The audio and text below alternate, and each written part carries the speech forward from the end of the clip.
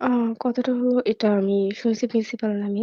মানে হেলাল স্যার নামে কিছু বলতে গিয়ে এটা হেলাল স্যারকে আপনি মানে শুনছেন? ইন্টে হ্যাঁ, আমাকে মানে এখানে অনেকেই এই জিনিসটা বলছে একটু, যে একটু এটা নামগুলা প্রিন্সিপালের বলেন। নামে বলছে। একটু নামগুলা বলেন আমি যাতে আমাদের বুঝতে সুবিধা হয়। অনেকের নাম জানি না।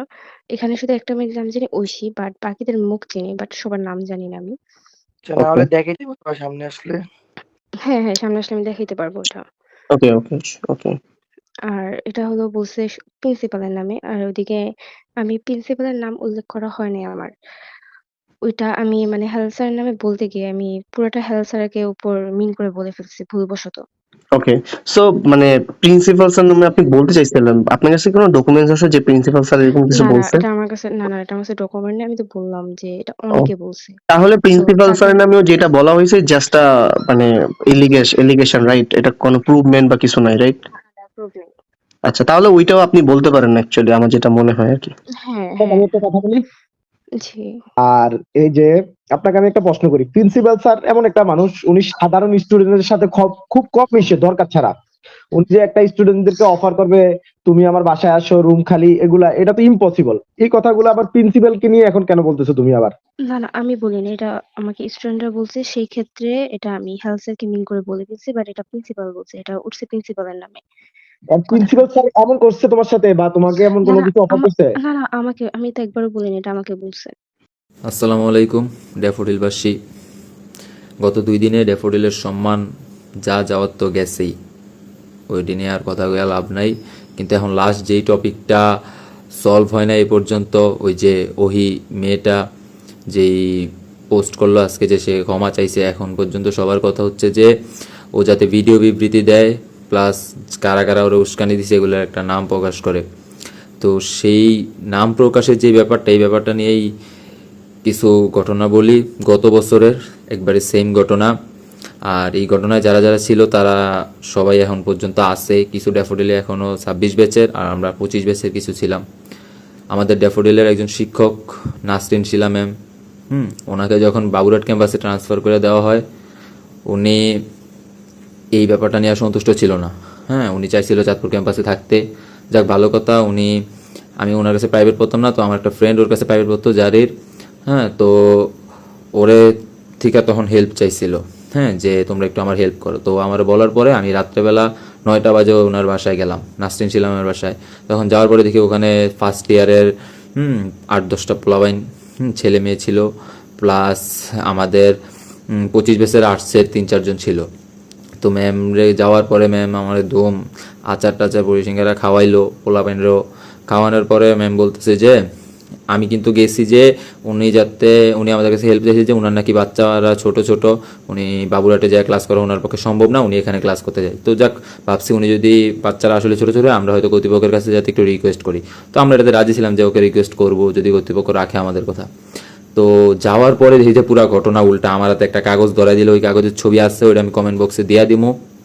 হ্যাঁ, তো ওই কাগজের মধ্যে কলেজের বিভিন্ন টপিক লেখা, ট্যুর, এরপরে আপনার গিয়া বেতন সংক্রান্ত এই হ্যানতেন। তো ওর মাঝে একটা টপিক ছিল হচ্ছে সেক্সুয়াল হ্যারাসমেন্ট। তো ম্যামরে জিজ্ঞেস করলাম, ম্যাম এই সেক্সুয়াল হ্যারাসমেন্টটা কে করছে বা কি?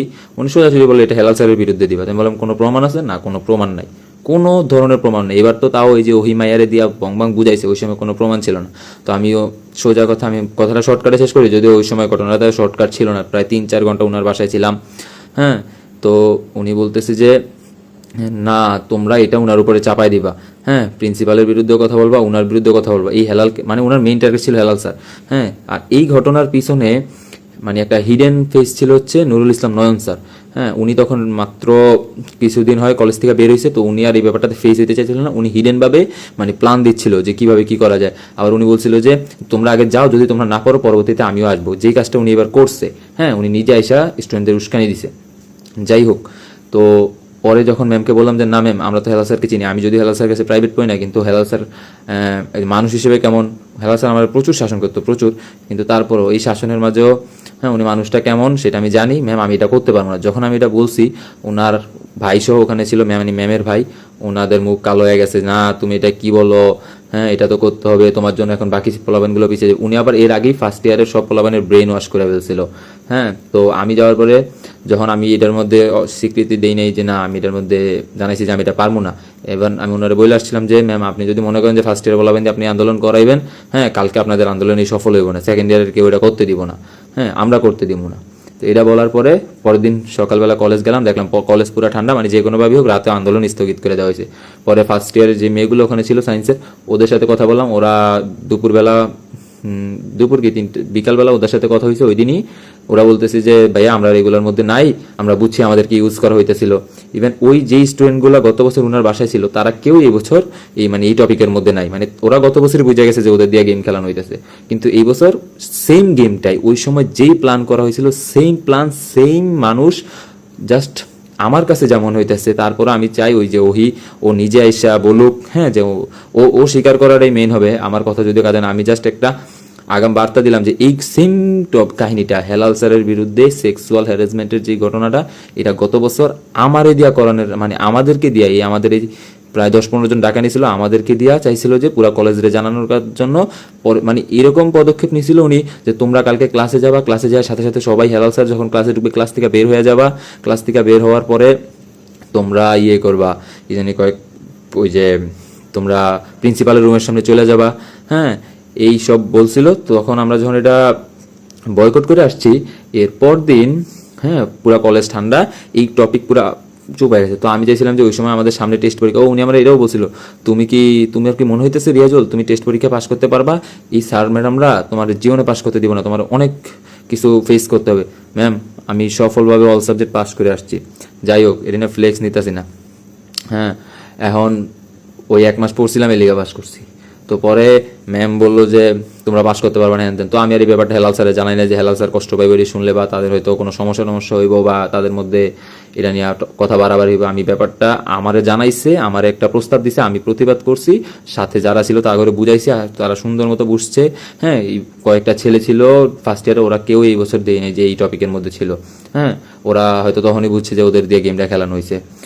তো বাস আমরা ওইখান থেকে বের হয়ে পড়ছি। তার 3-4 দিন পরে এই ম্যাম সবুর খানের কাছে মেল করছে, মানে আমি ওনার প্রস্তাবে রাজি হই নাই দেখে আমি নাকি ওনার বাসার সোফা সিরা ফেলছি, হ্যাঁ ওনার বাসায়, মানে কি পরিমাণ একটা শিক্ষক কেমনে এই পর্যায়ে যাইতে পারে, হ্যাঁ আর এই সব কিছুর প্রমাণ আমার কাছে আছে। ইভেন আমার যখন আমার নামে এই মেলটা দিচ্ছে তখন আমাদের ড্যাফোডিলের বাবুলার শাখার এক টিচার, আমার মতলবে বাড়ি, উনি আমার সন্ধ্যাবেলা ফোন দিয়েছে যে তোমার নাম কি রিয়াজুল, তুমি আমার সাথে দেখা করো। ওনার কাছে গেলাম, পরে উনি বললো যে এই ঘটনা, তুমি নাকি সোফা সিরা ফেলছো। তো পরে আমি ওনার সবকিছু খুলে বললাম, বলার পরে উনি বলছে যে যাক তাহলে তো উনি আরো ওনারে তদন্তের দায়িত্ব দিছিল, উনি সব জায়গা থেকে বুঝছে যে না এখানে আমার কোনো দোষ ছিল না। আর ওদিকে তো আরো 10-12 জন ছিল, সবাই এখনো বললে ওরা এখনো কথা বলবো, হ্যাঁ ওই সময় এমন কিছু হয় না। ঠিক সেম ঘটনাটাই আমাদের দিয়ে করাইতে পারে নাই, এইবার এই ঘটনাটা করাইলো, হ্যাঁ আর এই ঘটনা তো নয়ন স্যার দেখলাম যে পুরো ফেসই আছে, উনি নাকি ক্লাসে যায় সবাই রেডি বুঝাইছে, ওনার নামে তো সবাই পোস্ট করতেছে, আমি আর কি কমু। যাক ড্যাফোডিলবাসী কপাল খারাপ, এরকম কিছু মানুষ ড্যাফোডিল ফ্যামিলিতে পড়ছে, এই জন্য এসকা ড্যাফোডিল চাঁদপুর ড্যাফোডিলের মান সম্মান এমন যাইতেছে। আশা করি ড্যাফোডিল কর্তৃপক্ষ পরবর্তী থেকে এই মানুষগুলারে চিহ্নিত করব, বা যাই করুক ওনারা এটার পদক্ষেপ নিব। আর ওই যে আপু তোমার তো ব্রেন ওয়াশ করলোই, তুমি যাই মাপটাপ চাইছো এটি বাদ দাও, আয়া সুন্দর মতো ভিডিও বিবৃতি দিয়া দাও, ভিডিও বিবৃতি দিয়া কারা কারা করছে এই নামটি কয়ে দাও।